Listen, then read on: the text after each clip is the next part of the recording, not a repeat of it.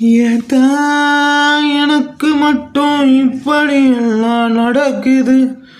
ஏன் எனக்கு மட்டும் இப்படி எல்லாம் நடக்குது? கண்ணாடி முன்னாடி நின்னா கூட கண்ணாடி என்ன பார்த்து சிரிக்குது. ஏன் எனக்கு மட்டும் இப்படி எல்லாம் நடக்குது? நொந்து நூடுல்ஸ் ஆகிறேன், வெந்து வெந்து போகிறேன்.